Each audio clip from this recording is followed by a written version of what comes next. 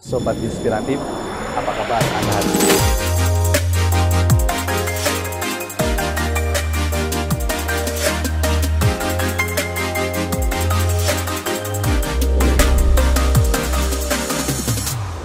Assalamualaikum warahmatullahi wabarakatuh, Sobat Inspiratif. Apa kabar Anda hari ini? Mudah-mudahan happy, seneng, sukses, mulia, dan boleh jadi di antara Anda ada yang stres. Dan nggak usah khawatir kalau di antara Anda ada yang stres. Kenapa? Karena memang tingkat stres di Indonesia lagi naik, ya, akibat pandemi, ya, akibat COVID-19 ini. Ternyata berbagai riset menunjukkan bahwa angka stres di Indonesia naik kurang lebih 3 kali lipat, ya. Jadi dulu orang stres di Indonesia jumlahnya sekitar 7%. Riset terakhir ternyata jumlahnya sekitar 22% penduduk Indonesia itu stres. Berarti sekitar 55 juta orang stres. Jadi kalau Anda sekarang stres, nggak usah khawatir, temennya ada 55 juta yang lain, ya. Nah, pertanyaannya, apakah kita tidak boleh stres? Ya, menurut saya boleh, ya. Selama dengan stres itu kita nambah semangat. Selama dengan stres itu kemudian kita nambah bergairah, ya, nambah kemudian keinginan untuk tumbuh, keinginan belajar. Jadi stres itu ada yang bagus juga, ya. Tapi ada stres yang memang itu mengganggu hidup seseorang, mengganggu hidup kita. Ada yang stres membuat kita itu tidak produktif. Ada yang stres membuat kita itu mager, malas gerak, nggak mau ketemu orang, nggak mau berinteraksi dengan orang, jadi tambah stres. Nah, yang seperti ini perlu diobati, tidak boleh dibiarkan, ya. Pertanyaannya, Pak, ngobatin stres kan malu kalau saya harus datang ke rumah sakit jiwa atau ke psikiater gitu, ya. Kok kayaknya saya itu nggak sehat gitu. Kadang-kadang kalau yang itu sederhana-sederhana, nggak perlu kita juga berobat ke psikiater, ya, atau berobat ke rumah sakit jiwa gitu. Kita bisa kok mengobati diri sendiri. Kalau seandainya lagi ada tekanan-tekanan, ada hal-hal yang tidak mengenakan kita itu, banyak cara yang bisa kita lakukan untuk mengobati diri kita supaya tidak stres, supaya kemudian tidak kambuh lagi. Nah, banyak cara yang bisa dilakukan. Contohnya, pertama nih, ya, nanti boleh dipraktekin, ya.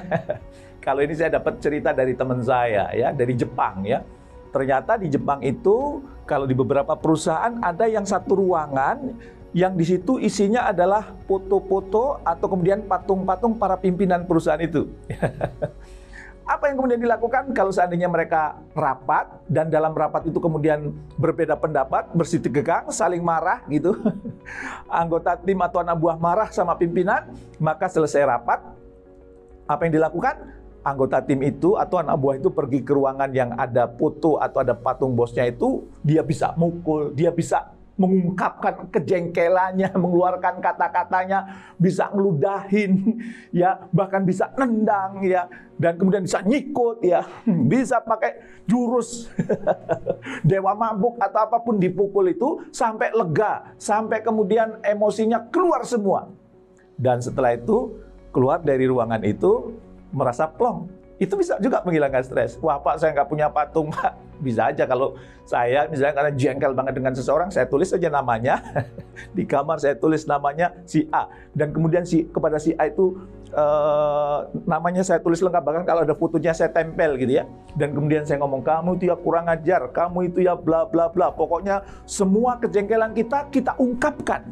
Semua ketidaknyamanan kita ungkapkan. Semua kemarahan kita ungkapkan. Dan karena itu diungkapkannya kepada gambar, kepada foto, maka tidak menyakiti orang lain, tapi membuat kita plong. Ya, itu juga bisa dicoba. Jadi, marahnya kepada benda mati, jangan kepada benda hidup. Ya, Anda ungkapkan semua itu, unek-unek Anda, insya Allah itu akan membantu proses penyembuhan Anda dari stres. Pak, kayaknya nggak elegan banget sih, Pak. Ada nggak, Pak, yang kemudian bisa dilakukan? Bisa juga kok. Apa? Anda misalnya menulis surat kepada orang yang Anda menyakiti itu. Ya, Anda tulis dan semua unek-unek Anda ungkapkan, ya. Kejengkelan Anda ungkapkan semuanya. Boleh berlembar-lembar. Ungkapkan semua. Sampai kemudian Anda nangis, boleh jadi kemudian Anda jengkel, semua unek-unek Anda keluarkan. Bahkan kalau Anda mau ngomong kata-kata yang kasar dalam tulisan itu, ungkapkan. Nggak boleh ada yang disimpan. ya. Setelah kemudian Anda puas, yang penting setelah itu tulisannya disobek atau tulisannya dibakar atau dibuang ke tempat sampah yang sudah pasti kemungkinan tidak bisa dibaca orang. Jangan disimpan di dalam buku. Karena kalau disimpan dalam buku, suatu saat Anda baca lagi, ingat lagi, sakit hati lagi. Ya, ini banyak kesalahan orang yang melakukan nulis diari, yang ditulis itu yang sedih-sedih, di saat luang dia baca buku diari, yang kebaca yang sedih-sedih. Akhirnya stres lagi. Maka saran saya, kalau Anda sudah mengungkapkan sesuatu hal yang negatif, jangan disimpan. Baik disimpan dalam buku, apalagi disimpan di dalam hati kita. Jadi, tulis, ungkapkan, ya, dan kemudian setelah selesai ditulis, bakar. Insya Allah Anda akan plong. Cara-cara yang dilakukan ini sederhana bukan? Dan itu membantu kok. Ya, saya sudah mempraktekkan dan banyak orang juga sudah mempraktekkan hal ini, ya. Bahkan mohon maaf ini ya, kalau ini boleh ditiru atau tidak ya. Tapi ini pengalaman pribadi saya manjur karena kemudian saya ceritakan ke teman-teman saya juga manjur ya.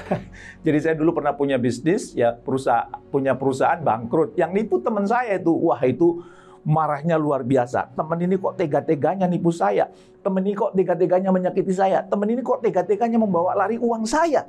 Ya, gimana caranya itu ya? Yang dibawa lari lumayan uangnya gitu.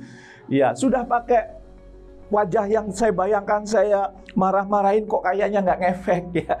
Dan ternyata saya punya trik baru ya. Boleh contoh, boleh tidak. Tapi ini kok kayaknya bekerja dengan baik ya.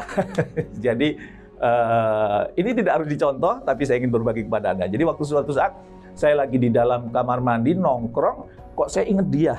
Dan akhirnya apa? Saya bayangin aja wajah dia di dalam toilet itu. Dan mohon maaf, saya BAB di situ. Saya bayangin aja wajah dia kena kotoran saya. Dan ternyata setelah itu saya puas, saya plong, dan kemudian ketika ketemu orang itu, saya sudah bisa tersenyum, saya sudah bisa ketawa. Karena dalam hati, rasakan waktu itu ya. Tak kasih sesuatu yang nggak enak, tak kasih sesuatu yang nggak asik ya.